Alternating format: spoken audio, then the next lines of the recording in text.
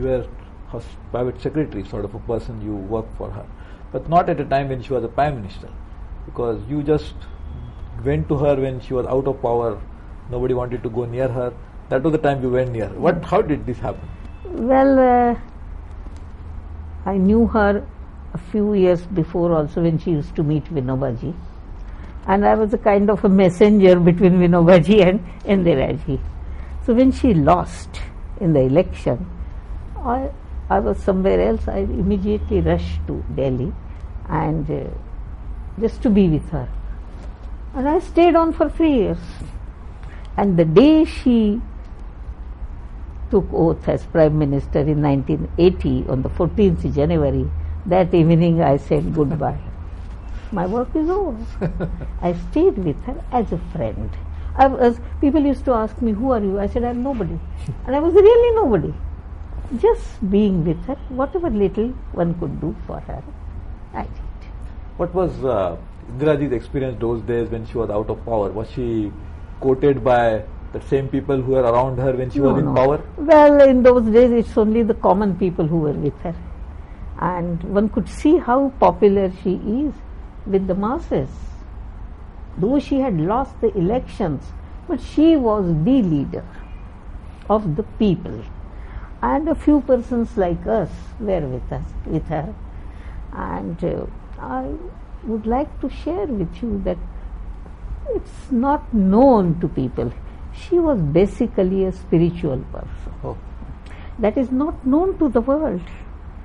People call her politician, statesman, Prime Minister. Yes, she was that. But basically, she was a spiritual person. And that's how we came close to each other. One spirit to another. Yes. It's spirituality that really was the bond between us. Well, I know you also fight for a cause of a person like Yuan Sui Gui in Myanmar. Unfortunately, she won Nobel outside her own country, but within a country she is confined to her own house and she is jailed for so many years. Human rights are really violated. What do you think about her plight today? Because she lost her husband and she could go and meet the husband also. Yes. Well, we are trying to build up a people's movement. We can do that because we work with the people. And we have now collected 1 million signatures for her release.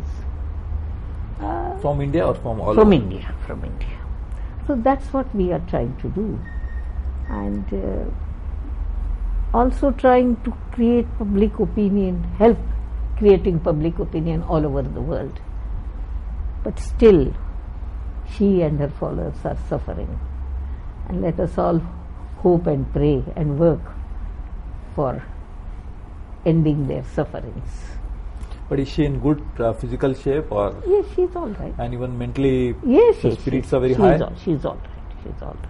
Now, unfortunately, the similar situation is now prevailing in Tibet, where so many people have been killed and Dalai Lama has been fighting for a cause again.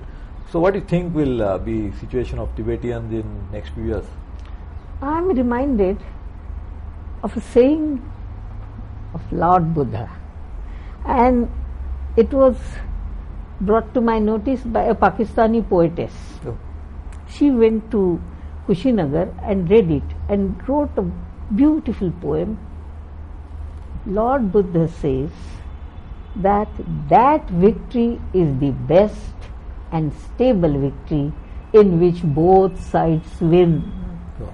So that Pakistani poetess wrote, can we, both India and Pakistan, achieve that victory in which both sides win?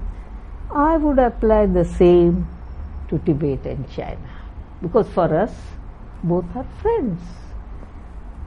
And I hope and pray that maybe one day that would be possible.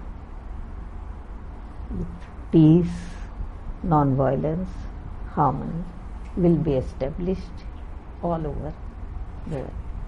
But we know that you are now also in the parliament. In fact, this is your second term in the parliament really, because you are in the Rajya Sabha for a short period of time and now you are serving a 6-year term. of which I think 4 years has just been completed. How do you find this experience of working outside the parliament and then coming in the parliament? How do you feel? How is it? Is it interesting? Stay in the parliament?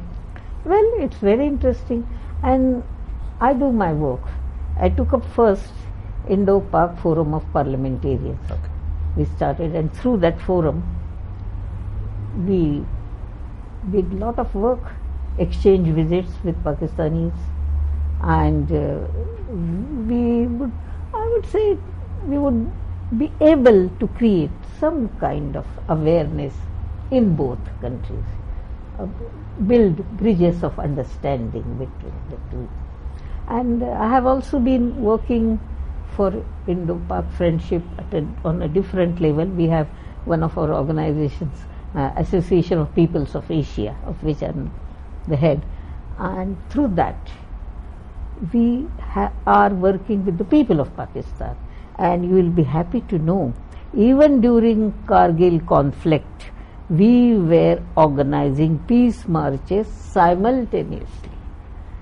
When the thought came, I just phoned my Pakistani friends, on this day we are organizing a peace march here. Where will you organize? They said, which day? I gave the date. They organized, and theirs was better than ours. So even during those times, we were working for peace together. The debates in the parliament which do happen, do you think they reflect, because you have worked at the grassroots, you have walked so many kilometers, so you have really seen villages after villages and almost walked without any shoes for a long time, so you have felt the pain of the people. How is it? Do you think that gets reflected in the debates in the parliament? Some, not all, but on farmers' suicides in our house, whole day debate, and everyone spoke sensibly, very well, and worth recording. But nothing appeared in the media. I know, that is something which I think many of the members of parliament keep complaining, that when you make a long, good speech in the parliament, not only it doesn't find any mention anywhere, but you don't even mention that you spoke. Even that is not mentioned. Yes. So I think this is really an unfortunate part of our parliamentary democracy. We'll have what to we do find a way out. That's right. I mean, after all, good debates do take place, and people really, one feels like listening to everyone, but that is not reported. So let us all put our heads together. How can we improve this? And Nirmala, one of two burning issues that we have today, one is the farmer suicide. You said, I think really we have to put our head together. Do you think the thoughts of Vinobaji or Gandhiji can be applied to solve the agrarian crisis of today? Yes. In fact, he had said that all the villages should be developed, and if you develop the villages, automatically country will get developed.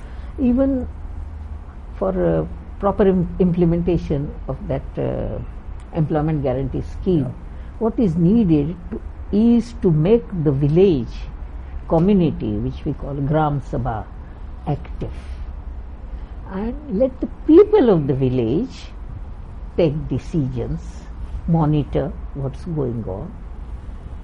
So for this issue also, I would also like to tell you, one of our organizations in Amaravati, Hanuman Vyayam Prasarak Mandal, it's a sports organization, but I happen to be the president, so I said do something.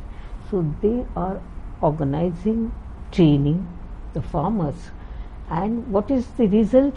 When I asked those farmers, what did you learn here? We have decided that we won't die, we will live, and we will help others to live. Anyway, but so far as agriculture is concerned, I am sorry to say, something basically wrong. We have to take decisions to improve, not only improve, I would say some drastic steps to help agriculture sector. And as a Gandhian, I believe in organic farming. Not only believe, a lot of my friends are doing work in that field. And recently when I had been to China, there is a lot we can learn from them. But then I found out something which we can teach them. I asked them, do you know organic farming? So the person head who was on the other side, unfortunately we also feel that we should take up organic farming, but we don't know much. I said, you send your farmers to India, we'll teach them. So that is something needed to retain the fertility of the soil, also to improve the quality of the foodstuffs, and the whole attitude towards agriculture needs to be changed. I am shocked to find our own leaders saying that we don't want many people to work in the fields. And Vinobaji said, if you lose touch with the soil, you would be like an uprooted tree which doesn't last long. So man must have his roots in the soil. You should be with the nature. And in those days when those two Guru Bhais, Jawaharlal Nehru and Vinobaji, used to meet, Vinobaji once told him, I would like to give you a piece of advice. Spend at least 2 hours daily in working in the field with your hands or in your garden, but be in touch with the Mother Earth. You know what Nehruji said? Vinobaji, I love that work, but unfortunately I don't get time. Then Vinobaji said, you must find time. Then you will become a better Prime Minister. So he always used to say, we should never lose touch with the Mother Earth. You may not find more time, you may give half an hour, but do something to serve the Mother Earth.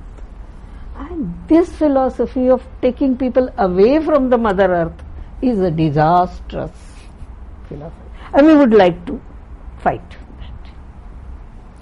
So Nirmala, this is, so you continue to fight even at this age. You want to continue to pursue your spiritual path. You want to continue to fight for the cause for which you think you're born, and you want to continue doing that. So I really wish you, offer my best wishes, and I'm sure this fight will continue and ultimately result into realizing the Gandhian goals, what Mahatma Gandhi talked about and what actually you lived that. United Nations has declared Mahatma Gandhi's birthday as an International Day of Non-Violence. Yeah, I know. This is a great achievement, yes, I would say. That is for a. So the world is slowly coming towards Gandhi. That's right. I agree with you, and the only hope that we have is that what world has now realized Gandhiji, I think India should also realize Gandhiji sooner. And if that India happens, will realize. After all, India is India. I know. And then that happens, I think we'll be a much happier lot than what we are today. Yes. So thank you very much in joining us in this program. I wish you all the best. And this is a program in which we are talking to none other than Nirmala Deshpande, a sister to all, a person who has been fighting for a cause, fighting in a non-violent way. I hope she succeeds in this mission of hers.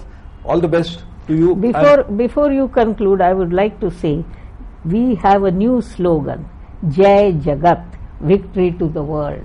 Oh. So Nirmala, thank you very much for joining on this program. We were discussing with Nirmala Deshpande how we should try to progress in our life in a non-violent way to achieve happiness and peace. This is something which I am sure all of us have learned in this program.